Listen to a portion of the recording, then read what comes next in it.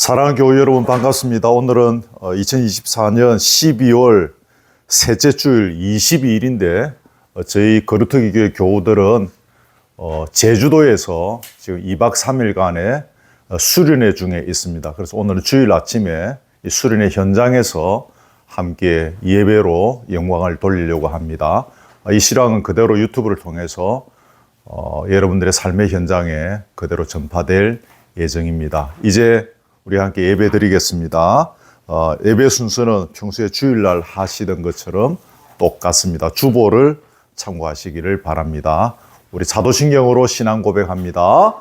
전능하사 천지를 만드신 하나님 아버지를 내가 믿사오며 그 외아들 우리 주 예수 그리스도를 믿사오니 이는 성령으로 잉태하사 동정녀 마리아에게 나시고 본디오 빌라도에게 고난을 받으사 십자가에 못 박혀 죽으시고 장사한 지 사흘 만에 죽은 자 가운데서 다시 살아나시며 하늘에 오르사 전능하신 하나님 우편에 앉아 계시다가 저리로서 산 자와 죽은 자를 심판하러 오시리라. 성령을 믿사오며 거룩한 공회와 성도가 서로 교통하는 것과 죄를 사하여 주시는 것과 몸이 다시 사는 것과 영원히 사는 것을 믿사옵나이다. 아멘. 우리 함께 찬양하시겠습니다. 가져온 찬양집을 참고하시기 바랍니다. 처음에 있는 163장 그 맑고 하나 반중에 하도록 하겠습니다.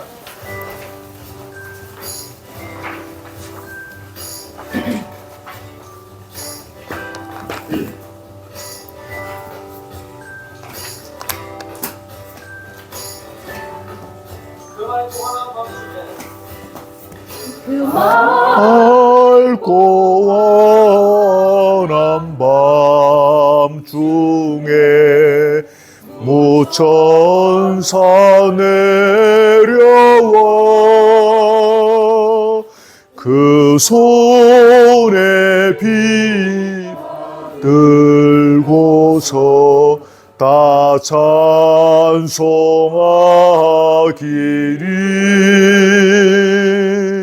평강의 왕이 오시니 다 평안하여라. 그 소란하던 세상이 다 고요하도다. 무천사 날개 펴고서 이 땅에 내려와 그때에 부른 노래가 또다시 들리니 이 슬픔 많은 세상에 그 위로 넘치고 온 세상 기뻐 뛰놀며 다 찬송하도다.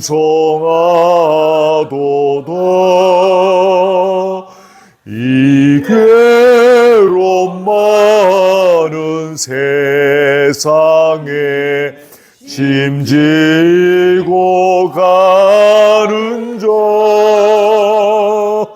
그 엄산 졸령 넘느라 온몸이 고난어 이 죄악 세상 살 동안 새 소망 가지고 저 천사 기쁜 찬송을 들으며 쉬어라. 예선지에 언항하여 베들렘 성에 주 예수 탄생하시니 온 세상 구주로 저 천사 기쁜 노래를 또다시 부르니 할렐루야. 온 세상 사는 사람들 다 와다 봐도다. 맨 뒤에서 네 번째 오 베들레헴 작은 돌입니다. 네. 작은 골로 잠들었느냐 별들만 높이 빛나고 잠잠히 있으니 저 놀라운 빛 지금 캄캄한 이 밤에 온 하늘 도로 비춘 줄 어찌 모르냐. 온 세상 모든 사람들 잠자는 동안에 평화의 왕이 세상에 탄생하셨도다. 저 새벽 별이 홀로 그 일을 아는 뒤 밤새껏 귀한 그 일을 말없이 지켰네. 오 놀라우신 하나님 큰 선물 주시니 주 믿는 사람 마음에 큰 은혜 주셨네. 이 죄악 세상 주 오심 모르나 주 영접하는 사람들 그 맘에 오시네. 오 베들렘 예수니 내 맘에 오셔서 내 죄를 모두 사고 늘 함께 하소서. 아멘. 저 천사들의 소식 나 기뻐 들으니 온 임마누엘 주 예수 내 맘에 오소서. 아멘. 일곱 번째입니다. 천사들의 노래가 374장 374 378.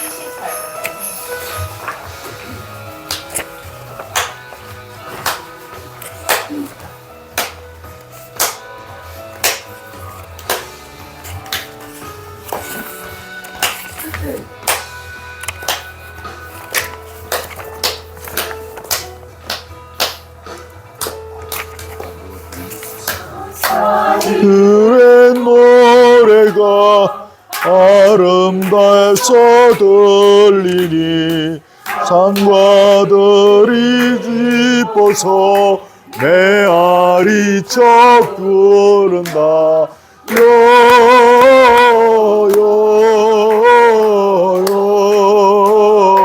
영광을 높이 계신 주께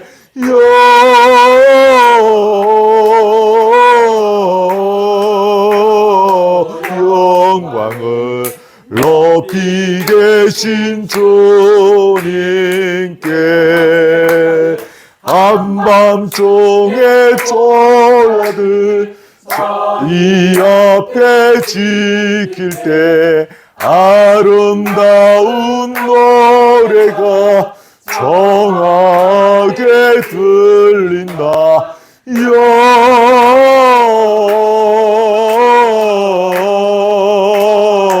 영광을 높이 계신 주께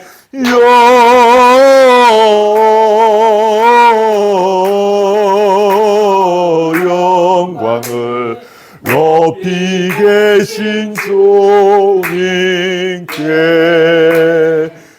베들레헴 달려가 나신 아기 예수께 보러 경배합시다. 탄생하신 아기께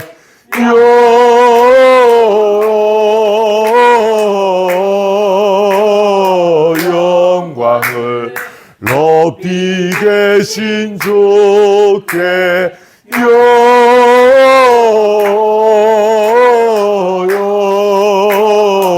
영광을 높이 계신 주님께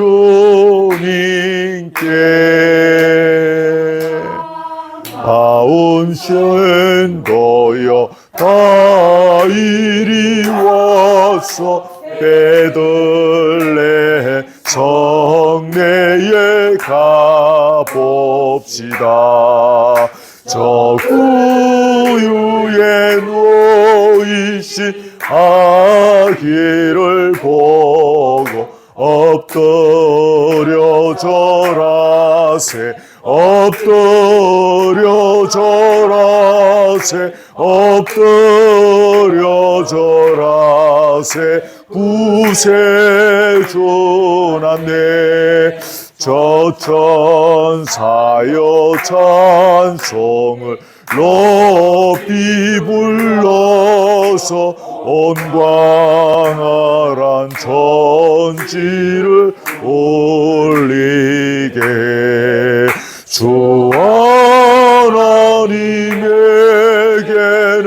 영광 돌리고 엎드려 절하세 엎드려 절하세 엎드려 절하세 구세주나네 여호와의 말씀이 육신을 입어 날 구원할 구주가 되셨도다. 늘 감사한 찬송을 돌려보내고 엎드려 절하세 엎드려 절하세 엎드려 절하세 구주의 주나네. 그래서 두 번째 곡입니다. 당신은 영광의 왕.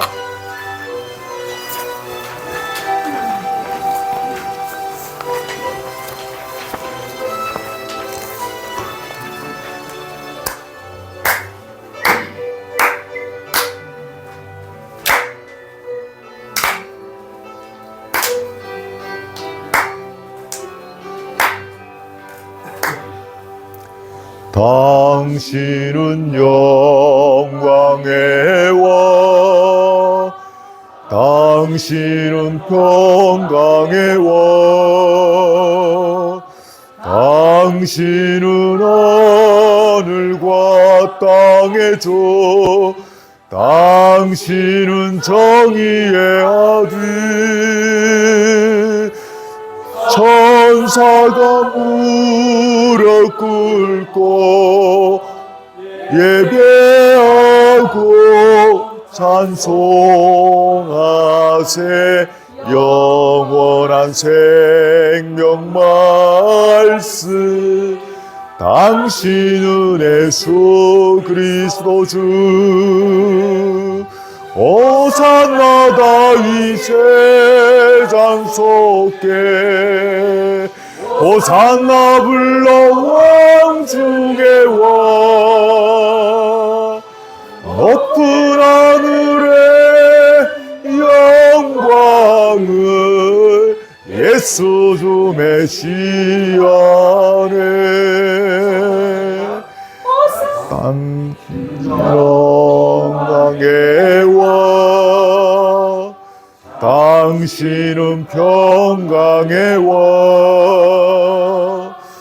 당신은 하늘과 땅의 주, 당신은 정의의 아들. 천사가 무릎 꿇고 예배하고 찬양하세. 영원한 생명 말씀, 당신은 예수 그리스도 주. 호산나 다윗 제자 손께, 호산나 불러 왕 중에 왕. 높은 하늘의 영광을 예수 주 메시아네.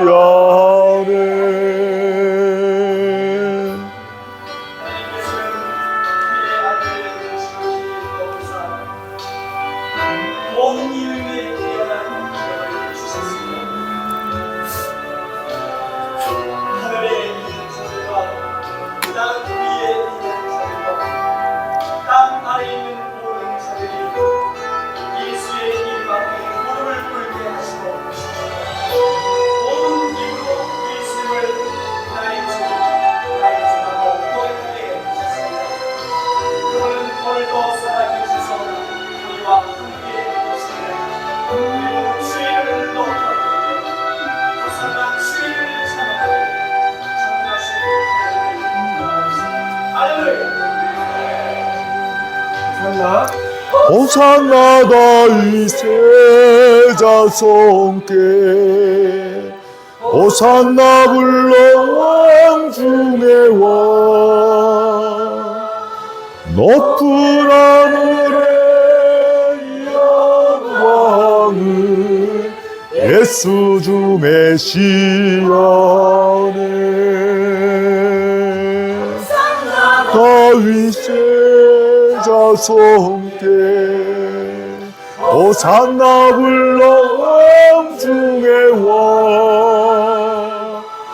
높은 하늘의 영광을 예수 주 메시아네.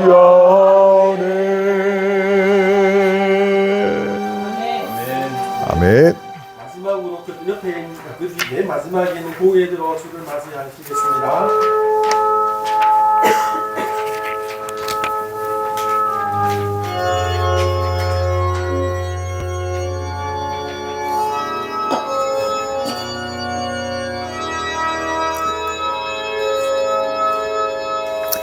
고개 들어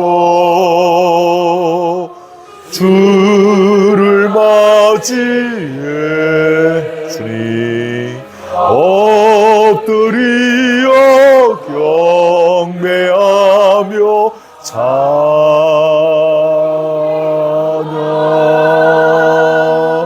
왕의 위엄을 할렐루야. 신령과 진정한 찬양으로 영광 돌려 만왕의 왕께 들어 주를 맞이해 엎드려 경배하며 찬양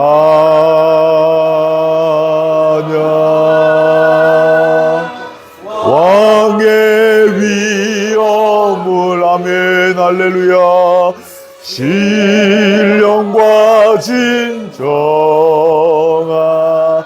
찬양으로 영광 돌려 만왕의 왕께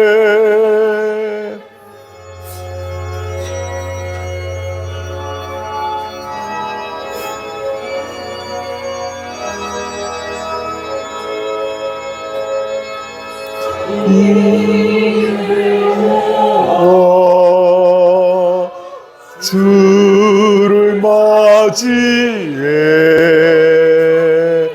새 노래로 감사하며 찬양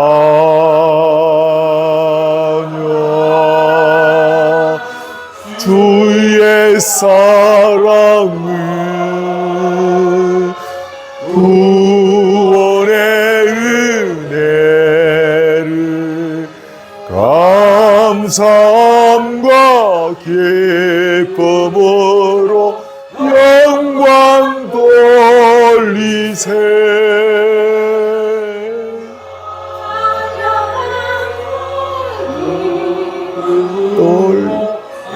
영광 돌리세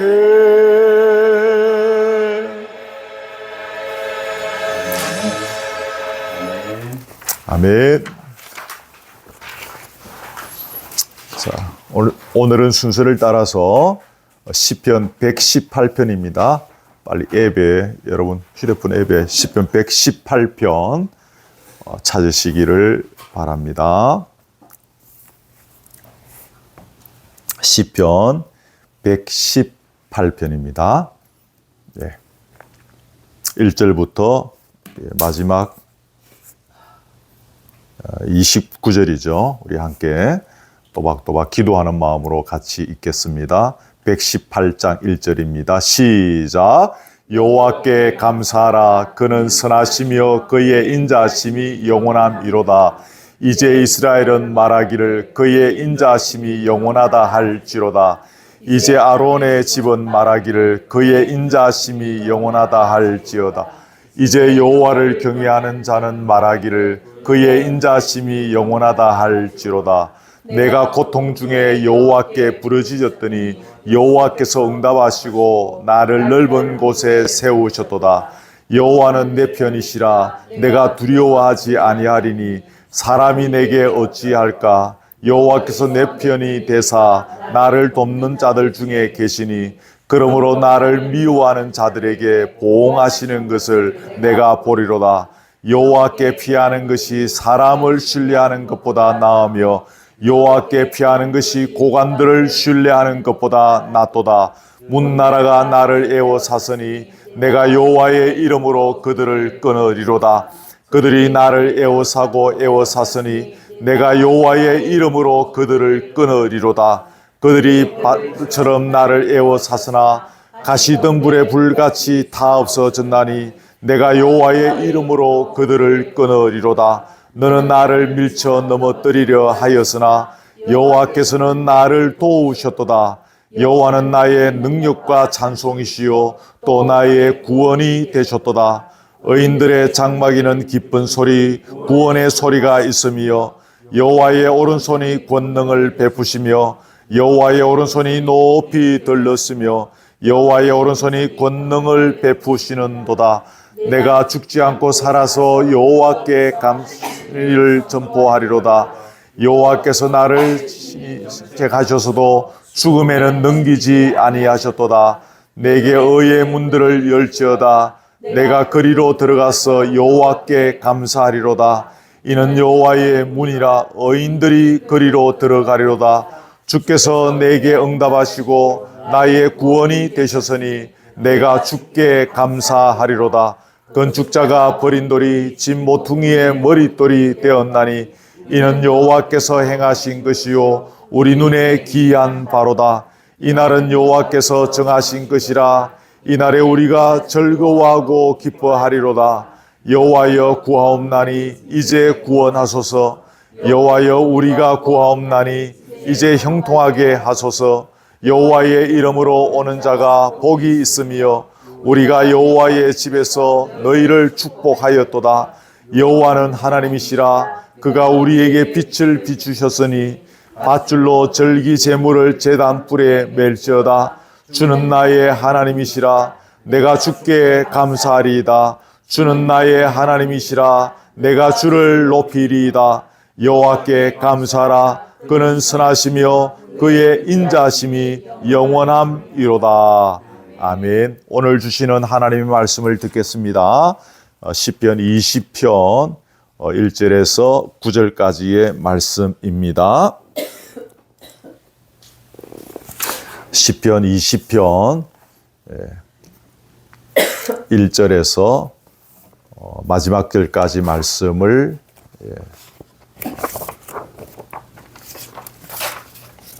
봉독해 드리겠습니다. 환난 날에 여호와께서 네게 응답하시고 야곱의 하나님의 이름이 너를 높이 드시며 성소에서 너를 도와주시고 시온에서 너를 붙드시며 내 모든 소재를 기억하시며 내 번제를 받아주시기를 원하노라. 내 마음의 소원대로 허락하시고 내 모든 계획을 이루어 주시기를 원하노라. 우리가 너희의 승리로 말미암아 개가를 부르며 우리 하나님의 이름으로 우리의 깃발을 세우리니 여호와께서 내 모든 기도를 이루어 주시기를 원하노라. 여호와께서 자기에게 기름 부음 받은 자를 구원하시는 줄 이제 내가 아노니 그의 오른손에 구원하는 힘으로 그의 거룩한 하늘에서 그에게 응답하시리로다.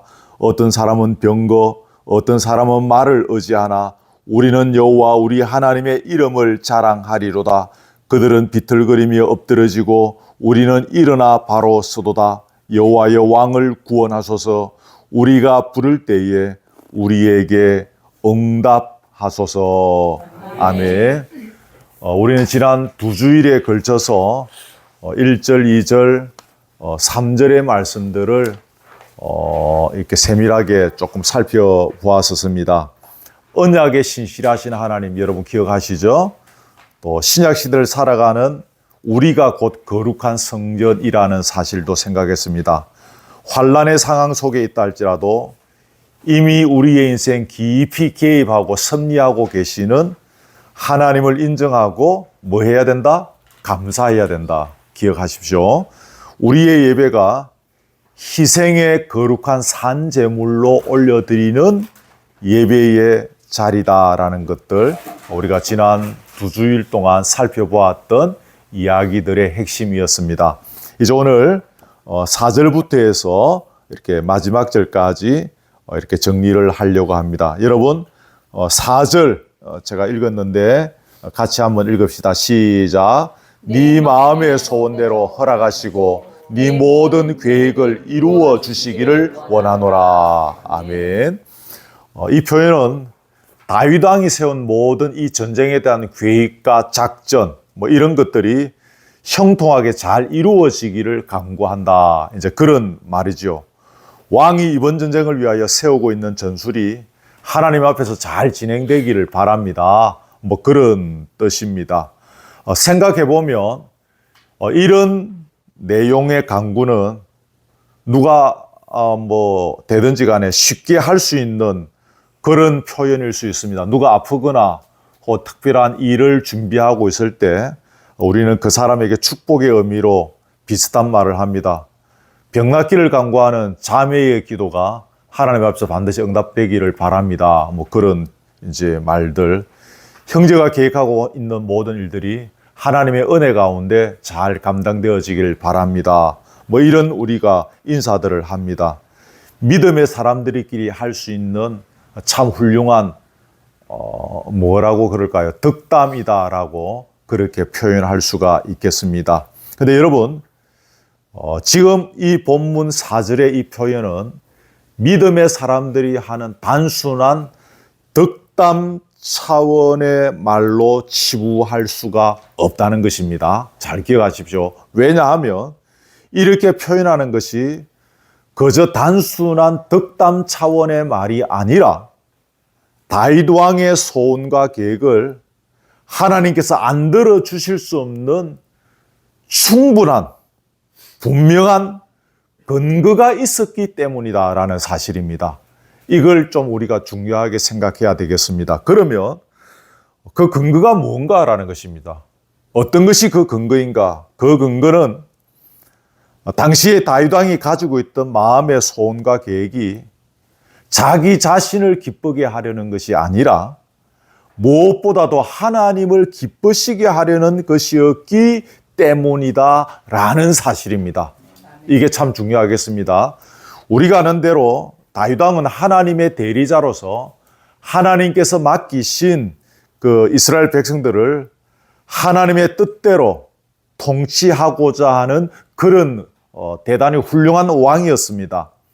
바세바를 범했다는 것, 그 남편 우리아를 전쟁터에 보내서 죽게 했다는 것, 또 그 이스라엘 백성들의 인구 조사를 해서 좀 하나님의 마음을 섭섭하게 해드렸다는 부분들, 뭐 이런 것 빼고 나면 다윗 왕의 일생은 하나님 앞에서 대단히 훌륭한 그런 세월이었다는 것을 우리가 압니다.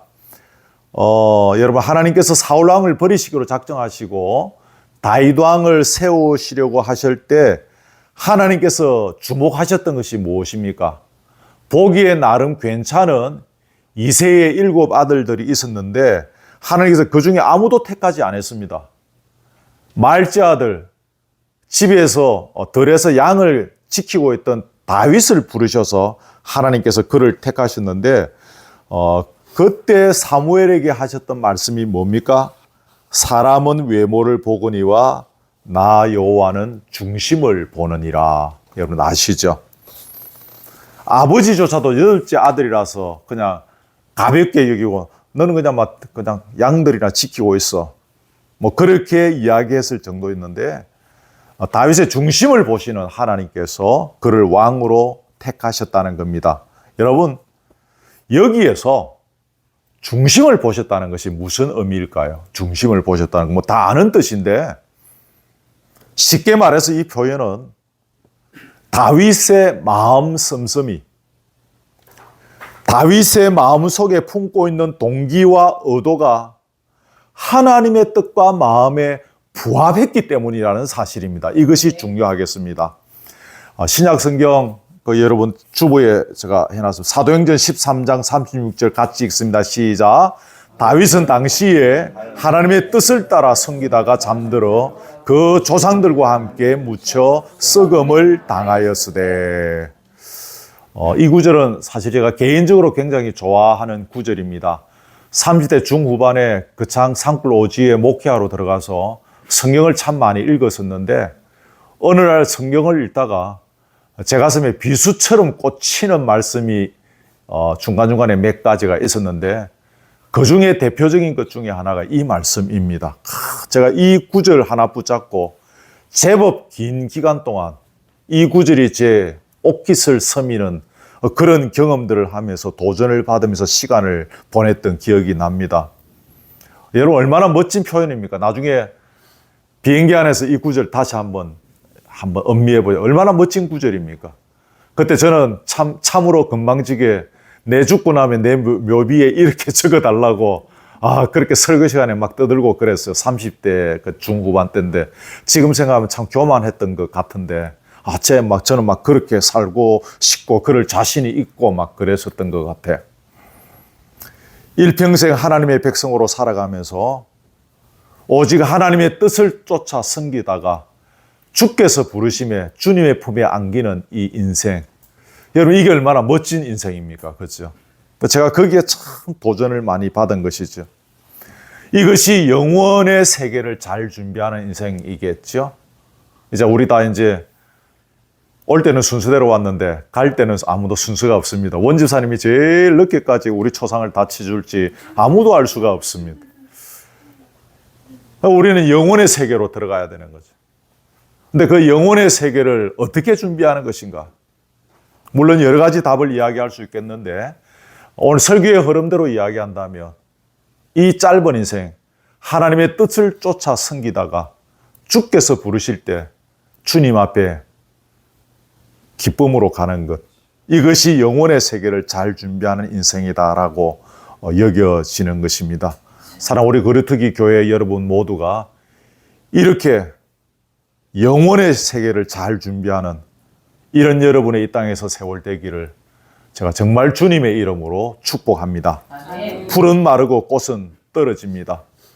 저는 가끔 뭐 제주도에 여기까지 살아오면서 일평생 제주도에 온 것이 지금 한 3번째인가 잘 모르겠는데 또 올 때마다 좋은 것은 제주도의 자연이 너무 좋은 거예요. 여러분들이 배려해 주셔서 제가 조수석에 계속 타고 오면서 저는 경치를 계속 보면서 너무 제주도는 올 때마다 자연들이 너무 좋은 거예요. 그래서 이 자연들도 결국은 꽃은 마르고 풀은 떨어지고 시들어 버리는 것처럼 결국 다 그런 거죠. 이 세상에서 우리가 추구했던 그 어떤 것도 다 사라지고 없어질 것들입니다. 하나님의 말씀은 세세무궁토록 진리로 남아있을 것입니다. 이것을 우리가 알고 믿는다면 우리가 영혼의 세계를 어떻게 준비해야 될 것인가? 우리 교회를 섬기면서 우리가 영혼의 세계를 어떻게 준비하는 그리스도인들이 되어야 할 것인가를 우리가 생각하게 되어지는 것입니다. 자, 거기까지 하고요. 여기서 한 가지 놓치지 말아야 할 포인트가 있습니다. 우리의 소원과 뜻이 하나님의 뜻과 소원, 그거가 일치해야 한다라는 것입니다. 아무리 우리가 부르짖어도 우리의 소원이 하나님의 뜻과 마음과 다르면 그 부르짖음은 하나님께서 답을 안 주시죠. 응답받지 못합니다. 그럼 우리는 이 본문을 통해서 하나님의 뜻과 소원이 나의 뜻과 소원과 일치해야 된다는 사실을 발견하게 되어지는 것입니다. 이 본문을 통해서. 단순히 주의 은혜 가운데 잘 되기를 바랍니다. 당신의 이 계획이 주의 역사 가운데 크게 이렇게 잘 번창하기를 바랍니다. 병이 낫기를 바랍니다라는 단순한 덕담의 차원이 아니라 이 구절 속에서 우리는 하나님 뜻과 소원이 내 뜻과 소원 것이 일치되기를 소원합니다라는 그 소원, 또 그 간구가 여기에 있구나라는 것을 발견한다는 거죠. 자, 거기 가끔 소개해 드렸던 것인데 에베소서 2장 13절 읽읍시다. 시작. 너희 안에서 행하시는 이는 하나님이시니 자기의 기쁘신 뜻을 위하여 너희에게 소원을 두고 행하게 하시느니. 아멘. 제가 전에 섬기던 교회 아시죠? 방송이라서 교회 이름 말 안 합니다. 거기 제가 가게 될 줄은 모르고 김해에서 목회하면서 아내와 제가 교회를 이제 거기에서 떠나야 되겠다는 생각을 갖고 6개월 보름인가?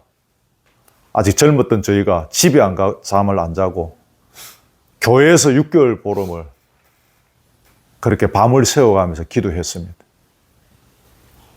그 기도 가운데 하나님께 저희에게 마음의 소원들을 조금씩 주셨고 그래서 이제 전에 섬기던 그 교회로 갔었습니다. 근데 가서 여러 가지 또 상황들을 접고 이제 7년 이래 있으면서 또 하나님께서 강한 도전을 주셨고 기도하게 하셨는데 제가 3년 6개월 기도했습니다. 정확히 이야기하면 2018년 9월 15일부터 제가 작정하고 기도했습니다. 여러분은 잘 모르시겠지만 3년 6개월 만에 응답받고 영도 청학동에서 거류특위 교회를 시작하게 되어지는 어떤 그런 이제 생각의 결정을 내리게 되어진 것이. 딱 계산해 보니까 3년 6개월을 제가 그렇게 그 강대상에 엎드려서 기도했던 것 같습니다. 제가 무슨 말씀 드리려고 하는가 하면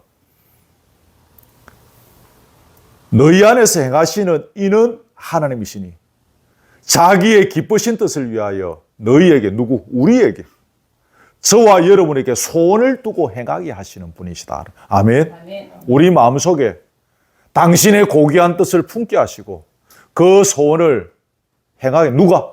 우리가 행하게 하신다는 것입니다. 이 땅에 살아있는 동안.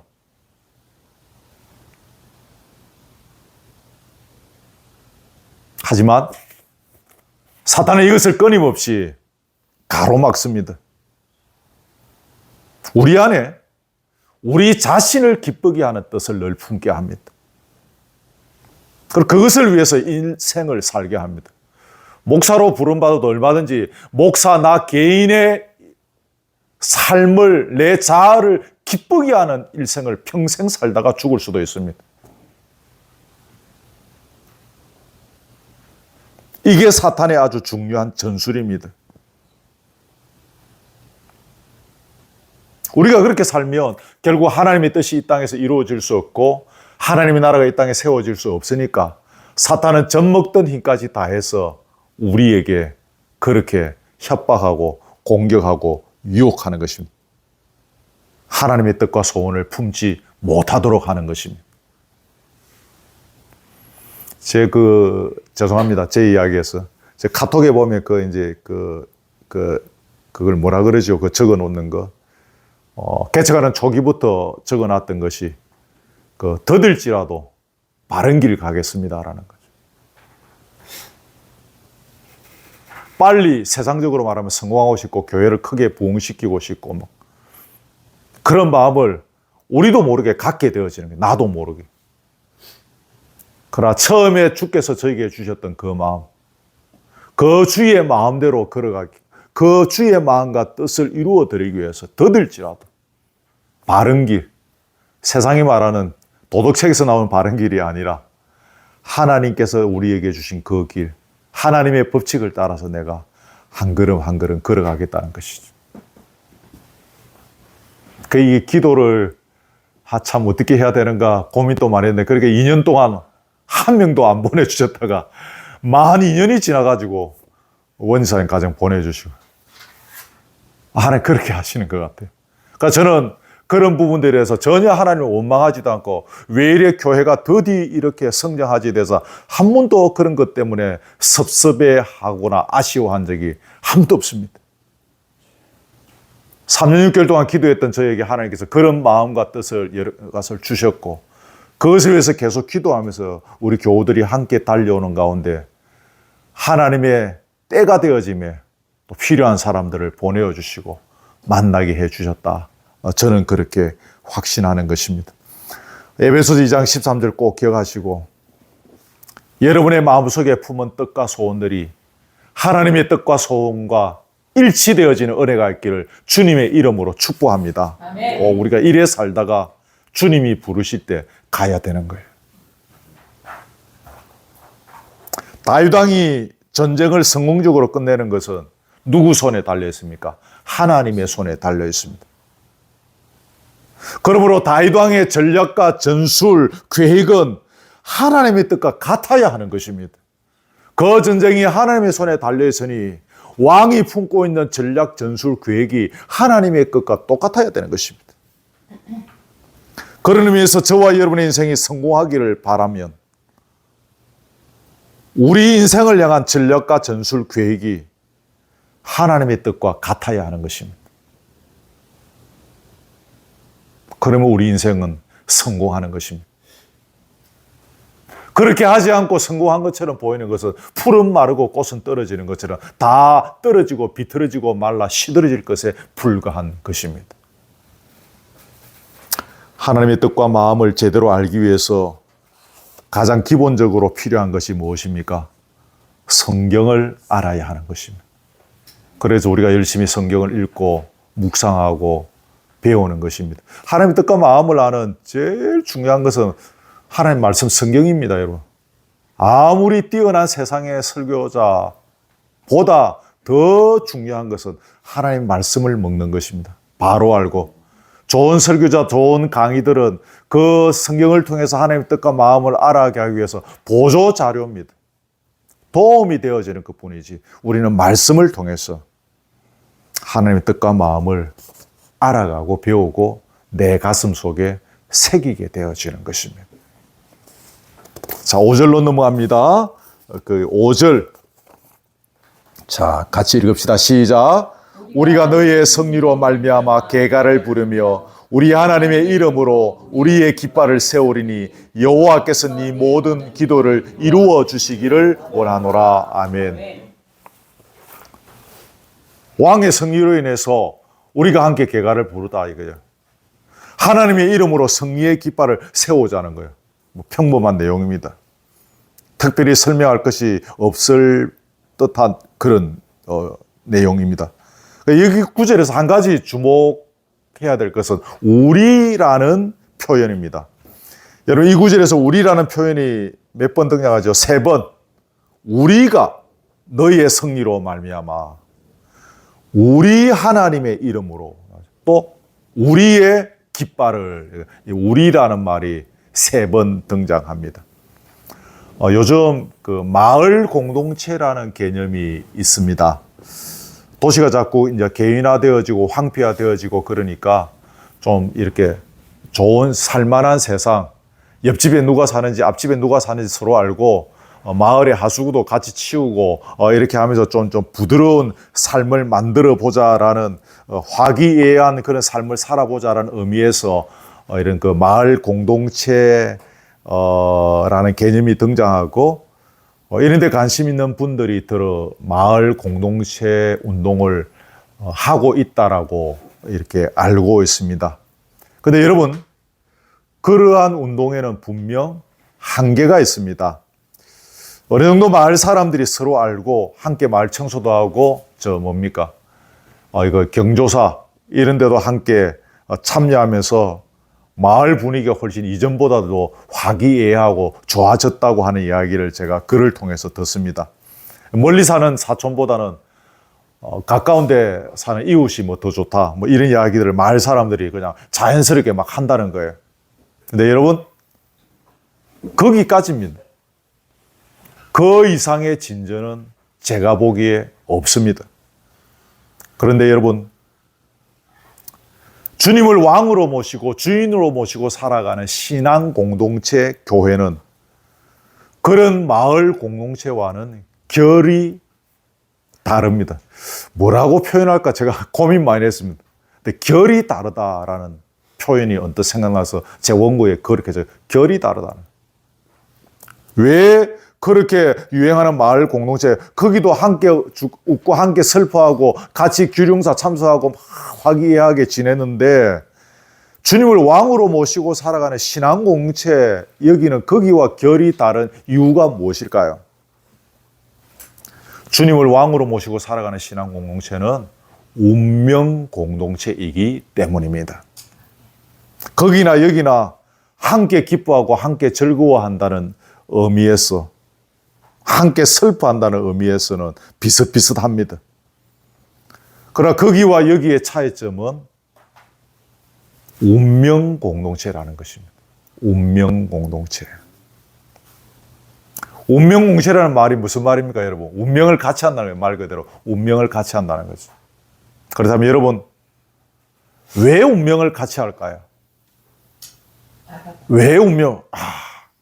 설교를 미리 다 해버리시니까 제 원고의 답이 그겁니다. 바라보는 데가 똑같기 때문입니다. 주부에 제가 미리 글이 적어놨나요? 네. 예. 그렇구나. 바라보는 데가 똑같기 때문입니다. 운명 공동체. 왜 운명을 같이 하느냐 이거예요. 바라보는 데가 똑같으니까 같은 꿈을 꾸는 것입니다. 아멘. 바라보는 데가 똑같으니까 같은 가치관을 갖게 되어지는 것입니다. 아멘. 바라보는 데가 똑같으니까 같은 의식의 세계를 공유할 수밖에 없는 곳입니다.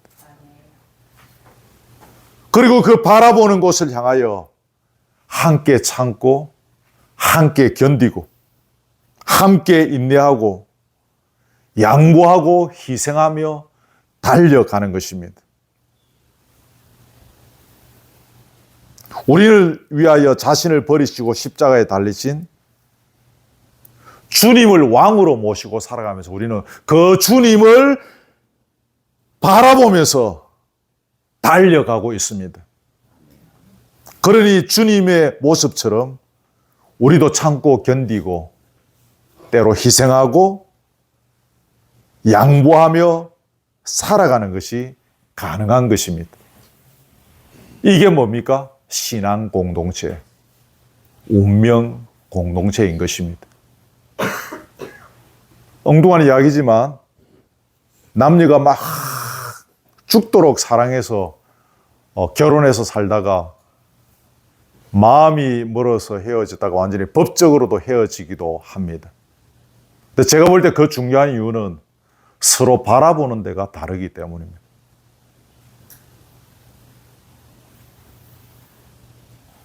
바라보는 데가 똑같으면 같이 가는 것입니다. 참고 희생하고 서로를 위해서 양보하면서 견디면서 가겠죠. 다른 애이지만 우리 주님을 왕으로 모시고 살아가는 신앙 공동체는 한 곳을 바라보고 달려가기 때문에 꿈을 같이 꾸는 것입니다. 서로 배운 학력들이 다 다르고 경제적 형편들이 다 다르고 지나온 살아온 삶의 배경이 다 다릅니다. 저희 아내의 그 가정과 우리 가정은 엄청난 차이가 있습니다.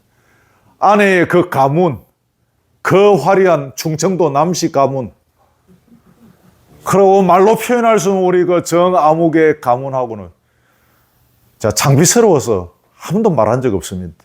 그만큼 차이가 납니다. 그럼에도 불구하고 오늘 여기까지 같이 올 수 있고 앞으로도 가게 되는 것은 저희 두 사람이 바라보는 데가 같기 때문입니다. 그러면서 꿈을 꾸고 같은 의식의 세계를 공유하고 같은 가치관을 가지고 가는 것입니다.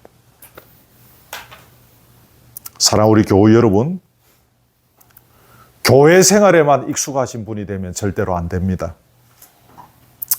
물론 교회를 다니다 보면 교회 생활을 어떻게 해야 되는지를 자연스럽게 배우게 될 것입니다. 그렇지만 신앙 공동체 교회를 통해서 하나님을 향한 신앙이 무엇인지, 성경이 우리에게 어떤 신앙을 가지라고 말씀하는지, 주님의 십자가가 나와 무슨 상관이 있는지를 배워야 합니다. 우리의 모든 자리, 우리의 모든 순서, 우리의 모든 모임은 그것을 배우는 현장입니다.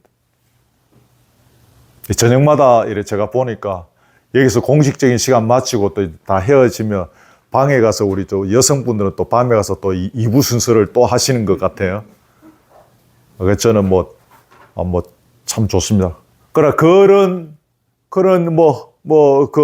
시간들조차도 그 자리가 주님을 알아가고 배우고 십자가를 발견하는 현장이 되는 것이죠. 배우는 현장이 되는 것이죠. 그걸 제대로 배우면, 신앙을 제대로 배우면 우리는 서로 바라보는 것이 똑같을 수밖에 없는 것입니다. 그래서 신앙공동체, 건강한 신앙공동체가 되는 것입니다. 바라보는 데가 똑같은 데가 건강한 신앙공동체인 것입니다.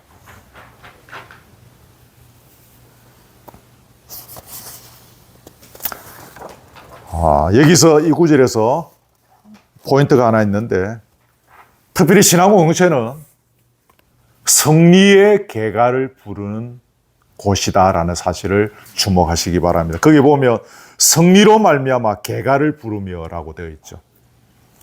느헤미야 시대 여러분 아시죠? 그 어려운 환경과 여건 가운데서 느헤미야가 고국으로 돌아올 수 있는 허락을 받고 물자까지 제공받아서 돌아왔는데 와보니까 그 형편이 또한 형편없었습니다.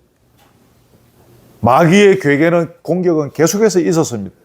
그럼에도 불구하고 성벽을 다 수축, 그 성경은 수축이라고 되어 있고 성문짝도 다 보수를 다 했습니다. 그리고 난 뒤에 이렇게 이제 성벽 위에 올라가서 백성들이 양쪽으로 이렇게 쭉 돕니다. 그러다가 어느 지점에 이제 같이 모이게 되어지겠죠. 거기서 이분들이 성경에 보니까 나팔을 불며 찬송했다는, 기뻤어요. 그런데 그 나팔을 불면 찬송하고 절구했는데 어느 정도 절구했는가 하면 저 성박 멀리까지 그 소리가 들렸다 했습니다. 요즘처럼 뭐 이런 스피커폰도 없고 뭐 이런 음향시설도 전혀 없었을 것인데 그 기뻐 절거 부르는 소리가 멀리까지 들렸다는 거죠. 오늘 본문에서 개가를 부른다라는 이 표현이 있죠. 이 개가를 부른다는 표현이 우리말로 번역하니까 개가를 부른다라고 되어 있는데 히브리 원어의 표현은 의미는 외치다, 큰 소리로 부르다, 기쁜 소리를 치다 그런 뜻이는 막 기뻐서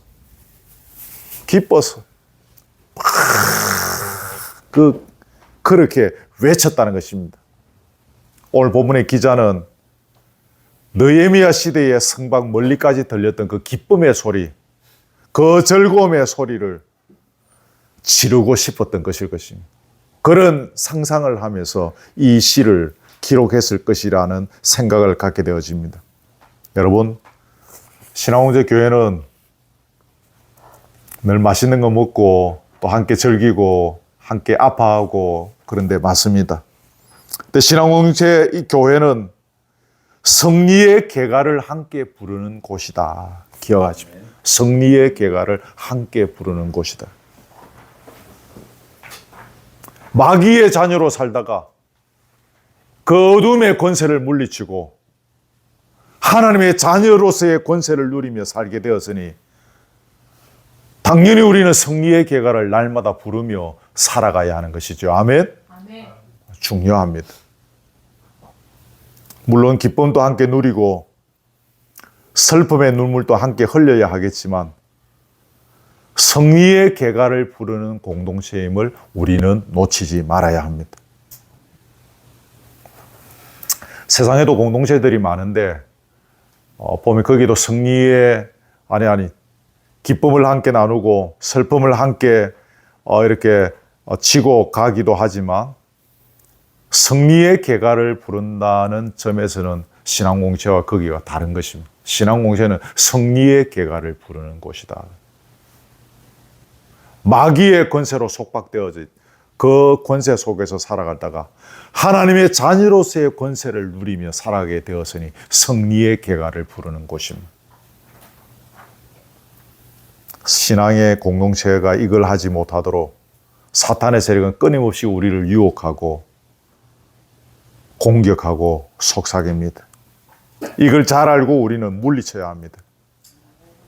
개인적으로나 혹은 교회적으로 크고 작은 무슨 일이 있거나 무슨 상황을 맞이할 때 그 틈을 이용해서 마귀는 우리가 승리의 개가를 부르지 못하도록 유혹하고 있다는 사실을 우리는 늘 발견해야 합니다. 여러 가지 그 틈새를 통해서 우리로 낙심하게 하고 좌절하게 하고 우울하게 만들어버리는 것입니다. 승리의 개가를 늘 부르는 곳임을 잊지 마십시오. 성경은 여기 언제 우리라는 이야기 하다가 좀 이야기가 이렇게 나왔는데 우리라는 표현을 굉장히 중요하게 여기며 거기 몇 가지 구절 적어왔는데 한번 볼까요? 같이 읽읍시다. 고린도전서 12장 13절 시작. 우리가 유대인이나 헬란이나 종이나 자유인이나 다 한 성령으로 세례를 받아 한 몸이 되었고 또한 성령을 마시게 되었으니 우리가 여기 우리 첫째 줄 우리 누구든지 간에 한 성령으로 세례를 받았습니다. 그래서 한 몸이 되었습니다. 한 성령을 마시게 하셨습니다. 우리라는 존재가 그런 존재입니다. 고린도서 8장 6절 시작. 우리에게 한 하나님 곧 아버지가 계시니 하나님 아버지 한 분 하나님 아버지가 우리에게 계십니다. 너그 아버지 우리 아버지 저그 아버지 뭐 이래 없습니다. 한 아버지 우리에게 한 아버지의 그 아버지 밑에 있는 자녀들인 것입니다. 마태복음 6장은 우리 그 주기도문에 나오는 구절들인데 6장 9절 시작. 하늘에 계신 우리 아버지. 예, 나의 아버지도 참 중요합니다. 개인적인 신앙 고백이 있어서. 그런데 주님은 기도를 가르치면서 우리 아버지다. 우리 모두가 함께 붙잡고 우리 모두가 함께 달려가는 이 안에서 뭘 봅니까? 신앙 공동체, 운명 공동체, 교회를 주님은 이미 이 기도 속에서 떠올리게 하시는 거죠. 6장 11절 읽읍시다. 시작. 오늘 우리에게 일용할 양식을 주시옵고 내만 잘 먹고 배 터지게 잘 사는 것이 아니라 우리 모두가 함께 밥 먹고 배부른 것을 소원하고 있는 것이죠. 물론 문자적으로는 일용할 양식이겠지만 조금 영적으로 이렇게 조금 폭넓게 해석한다면 우리가 함께 먹고 살아갈 영의 양식들, 함께 주님의 그 풍성한 세계를 누리는 거, 함께 나만 누리는 것이 아니라 내가 누리는 거, 너도 누리라. 당신이 그렇게 누리는 그건 뭔데? 나에게도 좀 소개해다오. 그래서 우리가 함께 그 영과 육의 양식을 누리는 것이죠. 그게 어디입니까? 신앙 공동체, 운명 공동체, 교회다라는 것입니다. 자, 넘어갑니다. 6절 같이 읽읍시다. 시작. 여호와께서 자기에게 기름 부음 받은 자를 구원하시는 줄 이제 내가 아노니 그의 오른손에 구원하는 힘으로 그의 거룩한 하늘에서 그에게 응답하시로다. 아멘. 하나님께서 당신의 기름 부은 자를 귀하게 여기시고 오른손의 능력으로 그의 기도에 응답하신다. 뭐 그런 내용입니다. 구약시대는 누구에게 기름 부었습니까? 선지자, 제사장, 왕. 이런 사람들을 세울 때 그 하나님의 기름 부음을 이렇게 받았습니다. 하나님께서 기름 부어 세우신다는 것은 뭡니까? 하나님께서 세우신다 이거죠. 선지자, 왕, 제사장은 하나님께서 세우신다라는 그런 의미이겠습니다. 그런 차원에서 하나님께서 다윗 왕을 기름 부어 세우셨습니다. 그렇죠? 이 구절에 있는 것처럼 마찬가지로 하나님께서 다윗 왕을 기름 부어 세우셨으니 다윗 왕을 어떻게 보시고? 귀하게 보시고 그에게 능력으로 그의 기도에 응답하실 것이라는 것입니다. 기름 부어 세운 다윗 왕, 그의 기도를 들으시고 능력으로 그 기도에 응답하실 것이다 라는 것입니다. 자, 여러분 여기서 한 가지 주목할 것은 그리스도라는 말이 뭐 다 아시는데 혹시 아직 오신 지 얼마 안 되는 분들은 참고해. 그리스도라는 말은 기름 부음 받은 자라는 뜻입니다. 우리가 메시아, 이게 기름 부음 받은 자 그리스도란 말의 히브리어 말로 메시아입니다. 핸델의 오라토리오 메시아 아시죠? 그게 그 말입니다. 자, 이런 맥락에서 보면 우리는 이 본문의 구절을 통해서 성부 하나님께서 독생자 예수 그리스도를 기름 부어 세우시고 당신의 오른손의 능력으로 그에게 승리를 주시고 그의 기도에 응답하실 것이라는 예언의 메시지를 발견할 수 있습니다. 그렇죠? 아직 예수님 오시기 전입니다. 그러나 이 구절을 통해서 그때의 이 시를 통해서 전쟁 전에 하나님께 올려드린 이 제사에 통해서 드려진 이 기도를 통해서 하나님께서 그리스도를 보내주시고 그에게 기름 부어 세우셔서 그에게 능력으로 함께 하시며 그 기도에 응답하실 것이라는 그 예언의 메시지를 듣는다 그 말입니다. 그리고 그 예언의 메시지 그대로 실제 그대로 다 이루어졌습니다. 성부 하나님의 이 땅을 향한 구원 계획 속에서 보냄을 받으신 예수 그리스도 마귀의 권세를 다 물리치셨지 않습니까? 누구의 권세로? 그의 오른손의 능력, 성부 하나님의 그 오른손의 능력으로 다 물리치셨습니다. 그리고 예수님께서 기도하실 때 하늘에서 듣고 다 응답해 주셨습니다. 할렐루야. 아멘. 그렇죠? 만인 제사장 시대를 살아가는 오늘 신약 시대, 주님을 구주로 영접하고 믿는 모든 자는 다 기름 부음 받은 자입니다. 잘 기억하십시오. 하나님께서 택하시고 부르셔서 각자에게 적합한 은사를 주시고 이 땅에서 선지자, 제사장, 왕의 직분을 감당케 하셨습니다.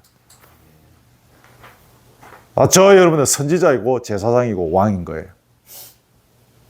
선지자, 하나님 뜻을 알고 분별하고 이 세상에 전달하는 역할입니다.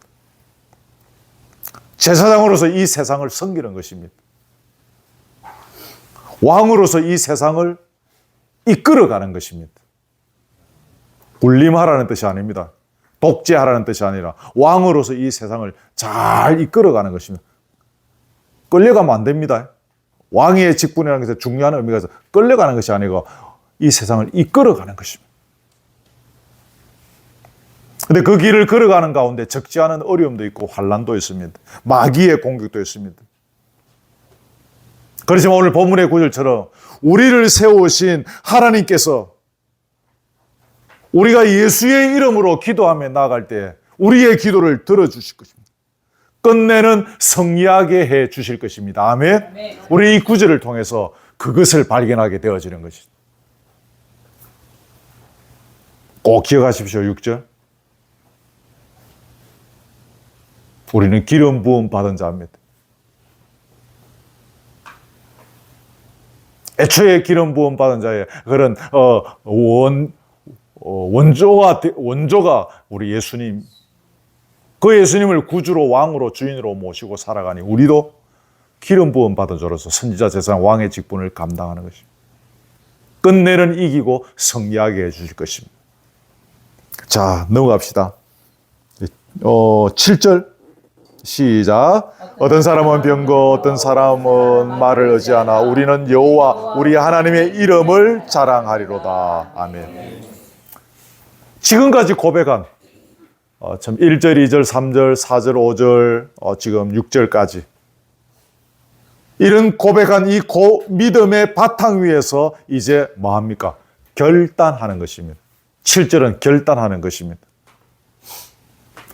적의 세력들이 훨씬 강한 힘을 갖고 있습니다. 이스라엘은 무기가 저번에 이야기했죠. 무기의 상태가 별로 좋지 못합니다. 적들은 강력한 철제 무기를 갖고 있습니다.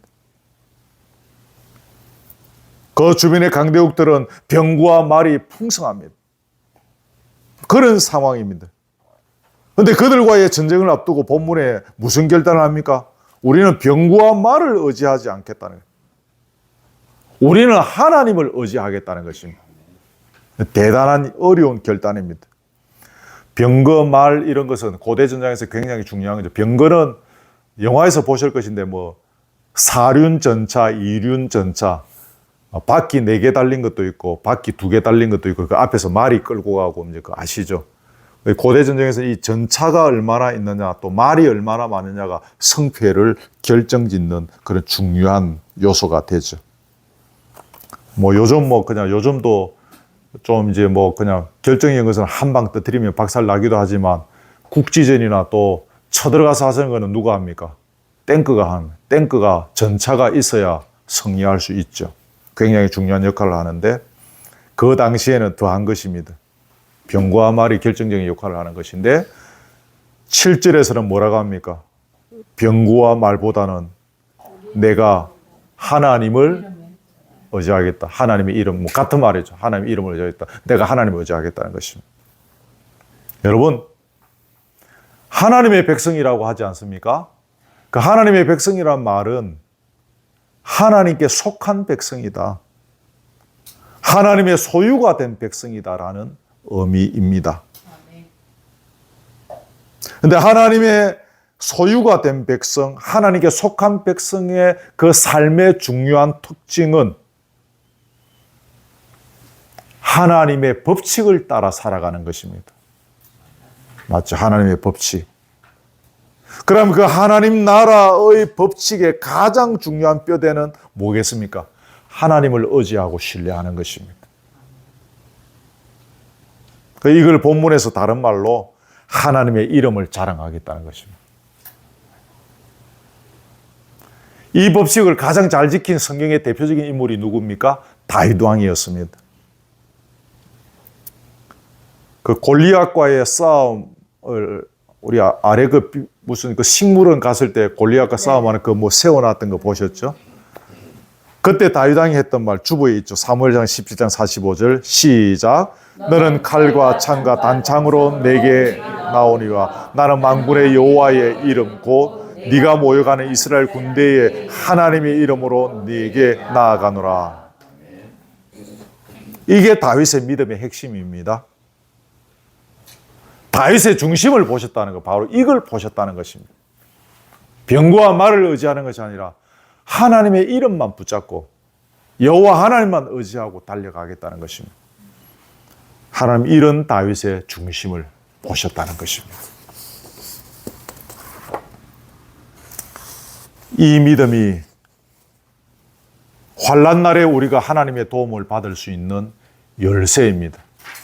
첫째 날 들어올 때 막 차에서 내려서 추웠는데 이 집에 들어오려고 하는데 비밀번호가 헷갈려갖고, 이 집에 들어오는 열쇠는 뭡니까? 비밀번호를 알고 문을 열고 들어오는 건데, 우리가 환난 날에 하나님의 도움을 받을 수 있는 열쇠는 본문을 통해서 볼 수 있는 것은 뭡니까? 방금 말씀드린 이 믿음. 우리가 예기치 못한 인생의 환난 날을 당하게 될 때 우리가 할 수 있는 최선의 자세가 바로 이것인 것이죠. 우리가 그동안 붙잡고 있던 병고와 말을 다 내려놓고 오직 하나님의 도우심을 구하는 것입니다. 그 신약성경에 보면 12해 동안 혈루병을 앓았던 여인이 나옵니다. 이 여인의 믿음이 뭡니까? 예수님의 겉옷가만 만져도 내가 낫겠나이다라는 것. 겉옷가만 만져도 내가 구원받을 수 있을 거라는 믿음. 그 간절함이 구원을 얻게 한 열쇠였던 거죠. 그 여인이 구원을 얻었다라고 본문에 보면 나와 있죠. 그런 이 여인의 간절함으로 우리는 주님을 붙잡아야 합니다. 주께서 때로 우리에게 환난 날을 주십니다. 예수 믿은 이후부터 막 그냥 잘 살면 좋은데, 예수 믿고 살다가 걸어가다 보면 우리에게 환난 날을 주십니다. 이유는 우리가 주님을 향해서 백기를 들고 투항하기를 원하시기 때문입니다. 12해 동안이나 혈루증을 앓았던 그 여인의 간절한 믿음, 그 간절함을 회복하기를 원하시기 때문에 우리에게 때로 환난 날을 주시기도 하는 것입니다. 이 믿음 소유하는 저와 여러분 되기를 축복합니다. 이 믿음 얻었다고 해서 다 되는, 이 정도 하면 되는 것 같지는 않은 것 같아요. 살아보니까. 또 살아가다 보면 또 다른 환난이 미치고, 그러면서 그때와는 다른 또 다른 어떤 그런 또 여호와를 의지하는, 믿고 신뢰하고 부르짖는 또 그런 모습들을 주시고, 그러면서 더욱더 신뢰하게 되어지고 의지하게 되어지고, 그러면서 우리 인생이 가는 것 같습니다. 8절 마지막으로 보고 이제 잠깐 보고 마칩니다. 8절 같이 읽읍시다. 시작. 그들은 비틀거리며 엎드려지고 우리는 일어나 바로 서도다. 아멘. 지금까지 열거한 이런 믿음으로 나아갈 때 보면 적들은 반드시 비틀거리고 넘어지고 엎드려지고, 우리는 일어나 바로 서게 될 것에 대한, 반드시 이기게 될 것에 대한 강한 확신의 표현입니다. 이 8절이. 전쟁 안 한 겁니다. 안 했지만 인간의 눈으로 볼 때는 억수로 불리합니다. 그렇지만 반드시 이기게 되고 적들은 잡아 비틀어지고 엎어질 것이다 할 것을 확신하는 것입니다. 이런 확신에 설 수밖에 없겠죠. 지금까지 설명드린 이런 분명하고 확실한 신앙 고백에 근거해서 전쟁에 나갈 사람이니 그 확신에 찰 수밖에 없는 것입니다. 여러분, 우리 그리스도인의 삶에서 늘 드러나야 할 것 중에 대표적인 것이 뭡니까? 감사, 기쁨, 하늘의 평안. 기억하십시오. 감사, 기쁨, 하늘의 평안. 또 더 있을 수 있는데, 여러분 항상 기뻐하고 범사에 감사하고 또 하늘의 평안을 누리게 되는 배경이 무엇입니까? 사도 바울이 그렇게 가르쳤기 때문에 우리가 감사하고 기뻐하고 평안해집니까? 우리가 감사하고 기뻐하고 평안을 누릴 수 있는 배경이 뭡니까? 오늘 본문에서 말하고 있는 1절부터 지금까지 살펴보았던 이런 신앙 고백에 근거한 확신입니다. 이 확신이 우리가 항상 기뻐하고 범사에 감사하고 하늘의 평안을 누리게 하는 것입니다. 아멘. 연결되어지죠, 그죠? 꼭 기억하십시오. 병고와 말을 의지하고 자랑하는 자와 주님의 이름을 자랑하고 의지하는 자의 극명한 차이점이 있습니다. 사전에서 본 건 아니고 제가 설교 준비하면서 묵상하다가 그냥 주께서 생각을 주셔서 그냥 원고에 좀 적었습니다. 그것은 이쪽은 교만이고 이쪽은 겸손한 것입니다. 세상에 무엇을 붙잡고 살아가는 자는 자기가 취득해 놓은 그 어떤 것 때문에 뽐내고 자랑하면서 교만할 수밖에 없습니다. 교만의 머리가 하늘 높이 치솟게 되어집니다. 이런 교만의 사람은 남을 누르고 억압하고 때로 깔보고 학대하면서 자기의 자리를 지키려고 애를 씁니다. 그렇지만 그가 붙들고 있는 모든 것은 풀은 마르고 꽃은 떨어지는 것처럼 어느 한순간에 다 무너지게 될 것입니다. 하지만 주님의 이름만 의지하고 자랑하는 사람은 하나님과 사람 앞에서 철저히 겸손한 것입니다. 아멘. 겸손의 대상은 두 가지라고 말씀드렸죠. 하나는 하나님 앞에서, 둘째는 누굽니까? 사람 앞에서. 머리부터 발끝까지 겸손의 옷을 입고 살아가는 것입니다. 주님의 이름만 의지하고 자랑하는 사람의 특징입니다. 겸손으로 완전히 허리를 동매고 사는 거죠. 우리 예수님은 만왕의 왕으로 오셨습니다. 그래 예루살렘에 들어오실 때 나귀 새끼를 타고 들어오셨습니다. 제자들의 발을 허리를 굽혀서 손수 씻어 주셨습니다. 만왕의 왕으로 오셨지만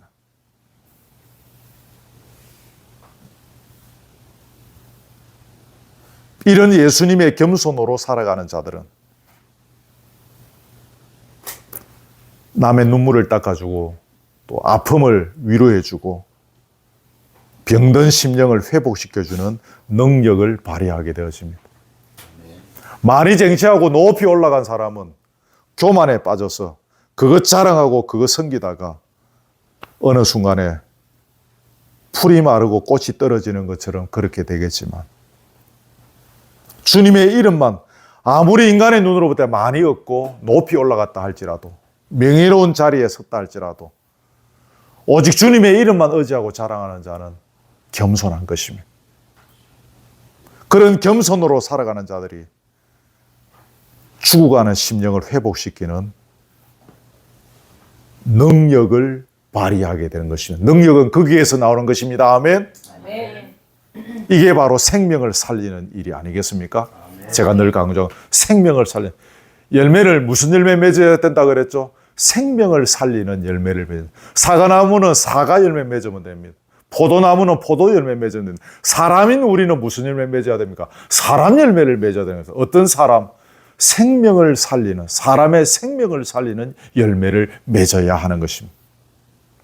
생명을 살리는 일은 예수님의 겸손을 배우면 누구나 할 수 있습니다. 그런데 그 예수님의 겸손을 배우는 배경이 무엇이었습니까? 철저히 주님만 의지하고 자랑하는,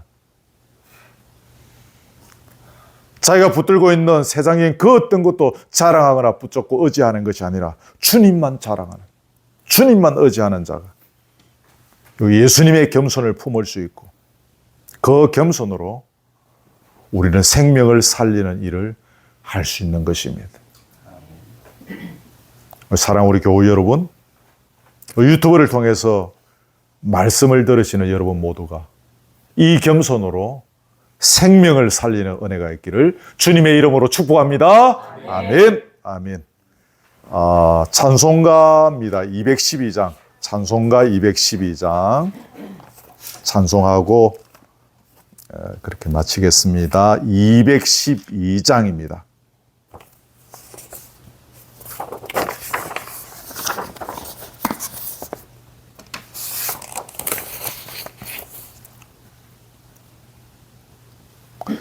겸손히 주를 섬길 때 괴로운 내리마는 구주여 내게 힘주사 잘 감당하게 하소서. 자매님들이 1절만 다시 합시다. 겸손히 주를 섬길 때 괴로운 일이 많으나 그 주여 힘주사 잘 감당하게 하소서. 형제님들이 1절 한 번 더 합시다.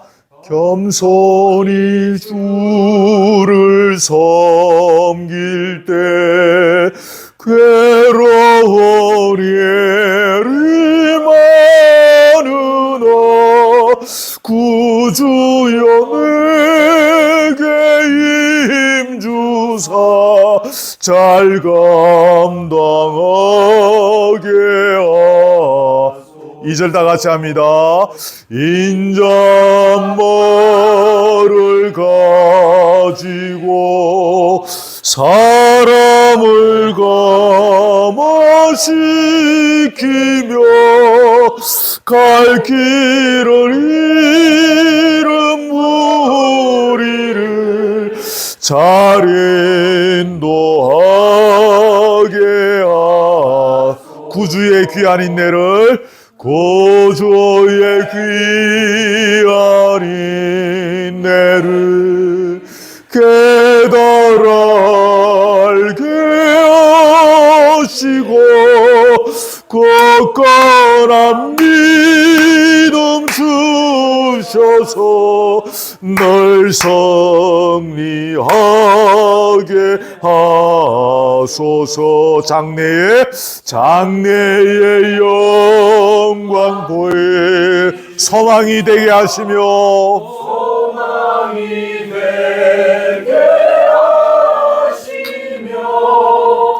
구주와 함께 살면서 참 평강 얻게 하옵소서.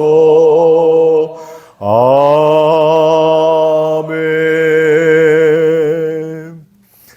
제가 축도하고 나서 이 시간을 가지려고 하다가 찬송 부르면서 가만히 생각해 보니까 축도하기 전에 예배가 끝나기 전에 예배 중에 하는 것이 맞겠다는 생각이 들었습니다. 그게 딴 게 아니고 잠깐 뭐 다음 시간들이 있어서 그냥 짤막하게 그냥 우리라는 이 공동체 안에 운명 공동체 안에 저와 여러분이 들어왔지 않습니까? 그래서 뭐 이 시간에 막 길게 막 포옹하고 끌어안고 기도해주고 하려고 하니까 우리 원쌤 한쌤 기다리고 있어서 다음 시간 또 해야 되고 해서 간단하게 돌아가면서 뭐 한 20초 정도 한 사람 앞에 이렇게 시간을 드리겠습니다. 그래서 동성끼리는 좀 한번 안아주시고 이성끼리는 안 앉으셔도 됩니다. 그냥 악수 정도 하셔도 되고 그냥 뭐 눈인사 하셔도 되고 축복해 주시고 함께 공동체 되어져서 기쁩니다.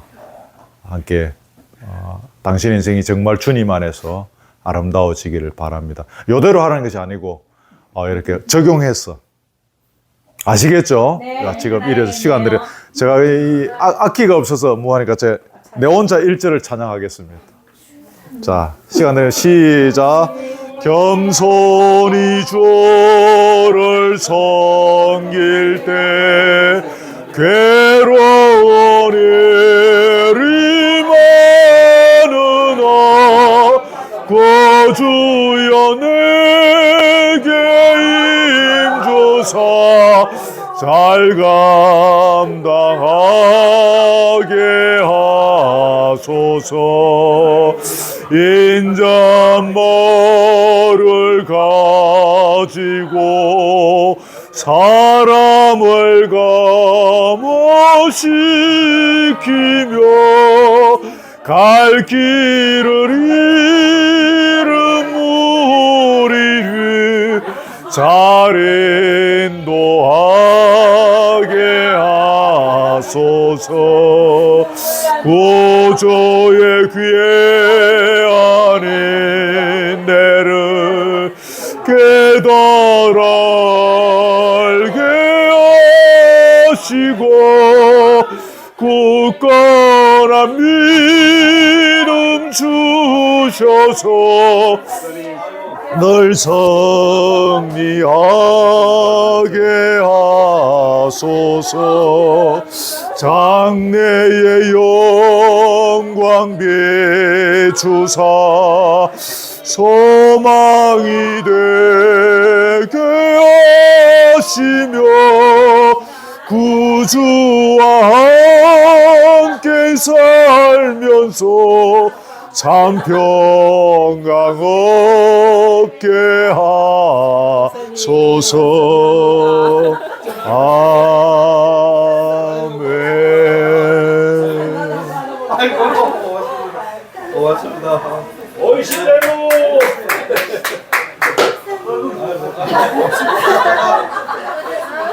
박이숙 집사님, 장님한테 했습니까? 저희 나왔어요. 집사님, 남편한테 했습니까? 안 했죠? 아, 했습니까?